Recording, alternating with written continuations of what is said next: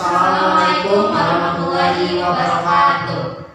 Perkenalkan, kita dari kelompok 7. Di sini kita akan mempresentasikan hasil kerja kelompok kami, yang mana kita di sini mengaku mata pelajaran pengantar hukum bisnis. Di sini saya akan membahas pertemuan 11 tentang waralaba atau franchise. Di kelompok 7 ini saya tidak sendiri. Di sini saya teman saya, di sebelah kanan saya. Ya, seperti saya. Dan saya sendiri di teman saya. Baik, untuk mempersingkat waktu, saya akan langsung masuk ke materi yang pertama, yaitu baik, di sini saya akan menjelaskan pengertian tentang waralaba atau biasa yang dikenal dengan franchise.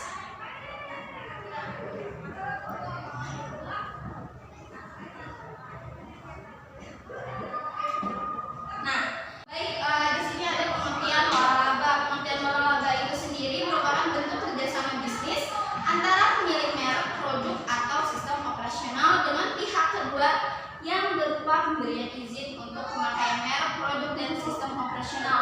Ataupun franchise ini bisa disebut sebuah kontrak yang dimiliki oleh seseorang ataupun suatu hak yang dimiliki seseorang lalu diberikan kepada orang lain untuk dapat dijalankannya. Salah satu merek yang dimiliki oleh seseorang lalu diberikan kepada pihak kedua untuk dijalankan sesuai dengan ketentuan. Contoh, misalkan seperti Alfamart, Indomaret, Alfamidi, itu adalah gerai minimarket terbesar yang mengembangkan dengan cara kerjasama kepada masyarakat. Ataupun misalkan dari produk makanan, misalkan ada Geprek Bensu, Dunkin Donuts, terus ada KFC, McDonald, itu termasuk semua ke dalam franchise. Baik, dampak dari globalisasi ini akan mempengaruhi pada sistem seluruh sektor termasuk perekonomian dan bisnis, di mana kompetensi akan semakin terbuka lebar. Maksudnya di sini adalah kita hidup di era global society yang dimana pelaku bisnis ini pasti mengembangkan caranya melalui atau mencari pola dengan metode yang bernilai efektif dengan cara waralaba ini, ya kan? Jadi kata franchise ini sebetulnya adalah diambil dari bahasa Prancis kuno yang berarti bebas. Sejarah mencatat kegiatan franchise pertama dilakukan di Eropa oleh bangsa Jerman pada tahun 1840-an dengan konsep yang masih sederhana dan berkembang pesat terus hingga ke benua Amerika. Lalu dan sejarah mencatat bahwa pada tahun 1951 merupakan tonggak dimulainya bisnis franchise. Jadi bisnis franchise ini di Indonesia pun dimulai sekitar tahun 1950-an ya. Dapat dirumuskan bahwa yang dimaksud dengan waralaba ini sendiri seperti yang tadi saya bilang adalah suatu hak yang diberikan oleh pemberi kepada penerima untuk dijalankan sesuai dengan ketentuan yang sudah dilakukan. Dengan peraturan pemerintah nomor 42 tahun 2007 serta perjanjian waralaba itu sendiri dengan segala sanksi dan resiko apabila terjadi prestasi dalam pelaksanaannya. Prestasi itu sendiri adalah suatu kondisi di mana salah satu pihak ini lalai dalam menjalankan perjanjiannya, ya kan? Misal kan pemberi waralaba ini tidak mengarahkan atau tidak memberi pembinaan kepada penerima si waralaba seperti perjanjian sebelumnya, atau misalkan pemberi waralaba ini tidak mendukung atau memberi fasilitas kepada penerima waralaba ini untuk menjalankan usahanya sebagaimana mestinya. Jika prestasi itu terjadi atau pelanggaran itu terjadi, maka akan dikenakan sanksi ataupun ganti rugi sesuai dengan perjanjian yang dilakukan sebelumnya. Di Indonesia, sistem waralaba mulai dikenal pada tahun 1950-an, yaitu dengan munculnya dalam kendaraan motor melalui pembelian lisensi. Lisensi ini merupakan pemberian izin untuk melakukan proses produksi, baik itu dalam bentuk produksi barang maupun dalam bentuk jasa, di mana produk barang atau bentuk jasa tersebut sebelumnya telah dipatenkan oleh penciptanya pertama kali. Di sini ada elemen dalam waralaba. Yang pertama itu adalah franchisor, itu pemilik bisnis atau pemberi waralaba. Yang kedua itu ada franchise.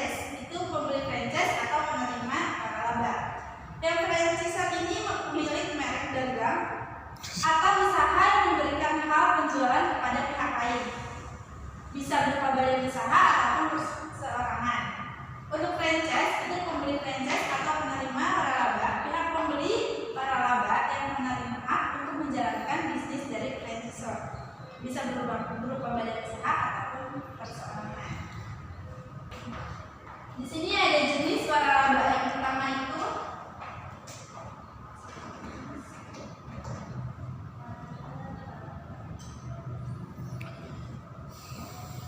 Yang pertama itu ada waralaba pekerjaan.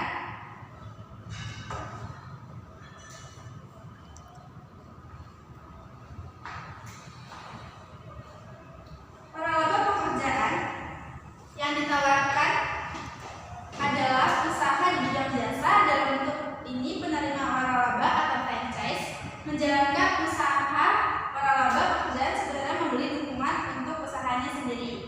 Yang kedua itu ada waralaba usaha.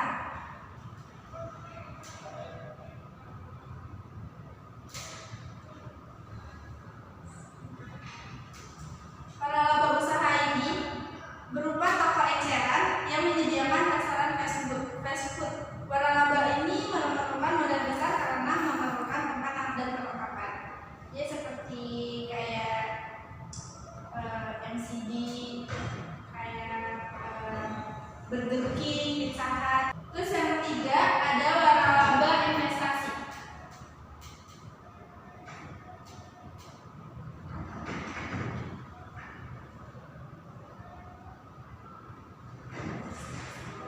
Waralaba investasi yaitu waralaba yang bergerak di bidang perhotelan. Ada prinsip dan dasar hukum bisnis waralaba. Prinsip produk bisnis waralaba, baik barang maupun jasa, ditekankan kepada yang belum dimiliki oleh orang lain, serta belum beredar di pasaran selain yang dimiliki oleh franchise itu sendiri, dan yang lebih penting lagi adalah produk bisnisnya tidak mudah ditiru. Ada beberapa peraturan perundang-undangan yang terkait dengan waralaba. Salah satunya yaitu ada Undang-Undang Nomor 14 Tahun 2001 tentang paten.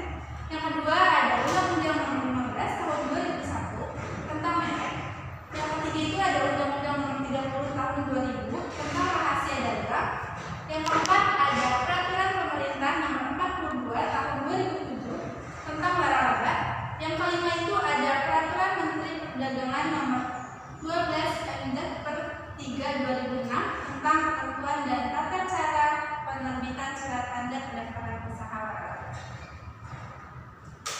Baik, untuk selanjutnya yang kelima yaitu perjanjian waralaba. Dalam perjanjian waralaba ini terdapat 4 unsur di dalamnya. Pertama yaitu adanya suatu kesepakatan bagi mereka yang mengikatkan dirinya.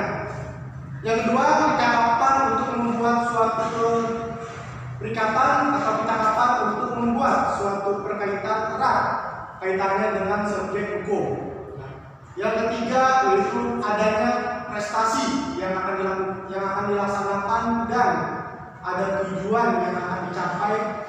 Franchise adalah mempergunakan merek yang dimiliki oleh franchisor.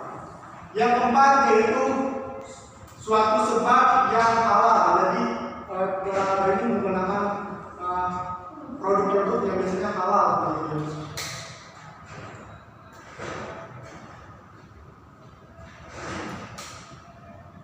Lalu yang keenam yaitu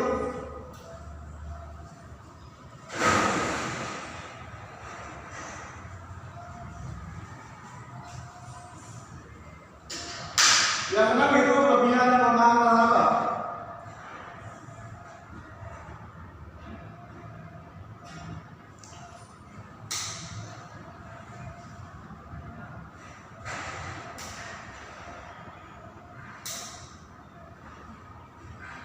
Nah, untuk kelebihannya, yang pertama yaitu merek dan brand sudah terkenal, itu pasti. Karena dalam waralaba ini harus memiliki brand dan produk yang terkenal supaya produknya ini dikenal oleh masyarakat atau orang banyak seperti itu. Pertama itu merek.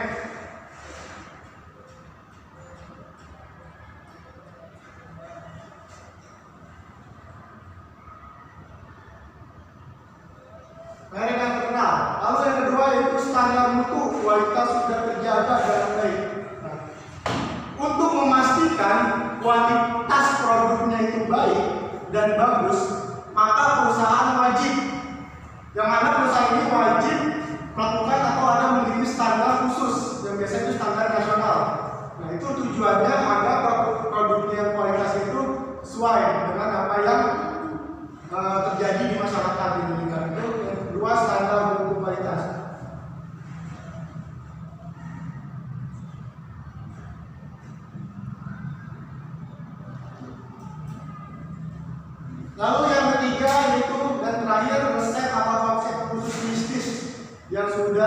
teruji dengan baik. Biasanya dalam bisnis waralaba ini produknya ini konsepnya sudah teruji. Biasanya sudah ada produk-produk misalkan produk kecantikan. Nah, produk kecantikan biasanya mereka kan menggunakan bahan-bahan kimia. Di sini dalam waralaba ini itu wajib diuji. Contohnya dengan apa? BPOM, itu salah satu badan penguji negara kita. Yang mana standarnya ini apakah bisa dipasarkan di Indonesia atau baik buat kesehatan, itu dengan cara kita mengujinya.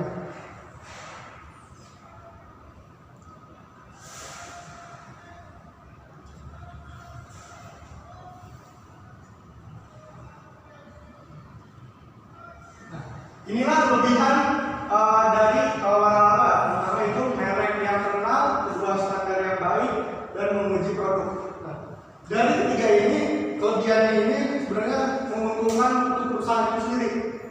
Karena akan menguntungkan, karena bisa dikatakan kalau misalkan ini berjalan dengan baik, masa bisa dikatakan produk ini bakalan berkembang dan maju di depannya seperti ini. Lalu kelemahannya,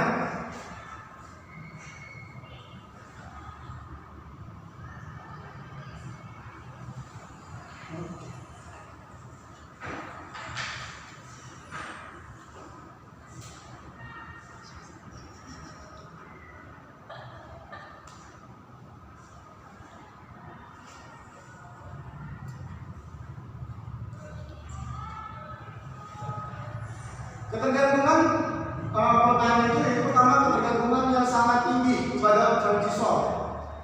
Nah, biasanya ketergantungannya itu lebih kayak kepada si masyarakatnya produk ini tergantung karena kurangnya produk yang ada di Indonesia sehingga atau kurangnya produksi membuat ketergantungan yang sangat tinggi kepada transistor ini itu sendiri. Lalu reputasi merek, bisnis akan terganggu jika reputasi merek mengalami kesan negatif. Ini dia.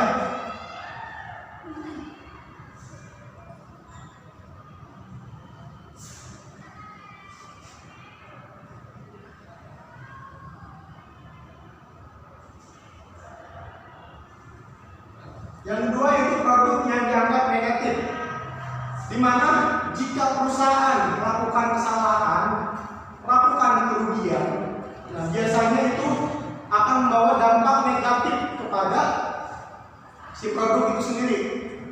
Misalkan di dalam pasaran, misalkan ada produk misalkan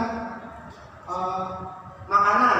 Nah, di makanan ini terjadi atau ada produk yang gagal dengan catatan kemasannya misalkan sobek atau rusak. Nah, itu bakal berdampak negatif kepada si perusahaan karena dianggap merugikan perusahaan sendiri. Yang terakhir itu kebijakan-kebijakan yang rendah atau yang berubah-ubah.